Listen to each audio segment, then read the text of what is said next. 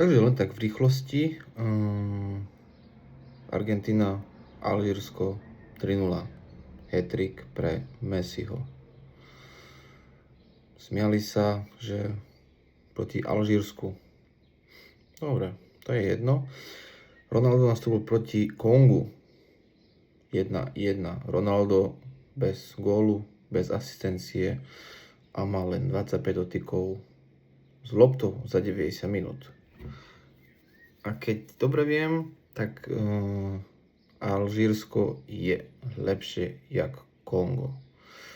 Takže neviem ešte, jak dlho sa budú vyhovárať, hej, fanúšikovia Ronalda, ale jasné, máš 41 rokov.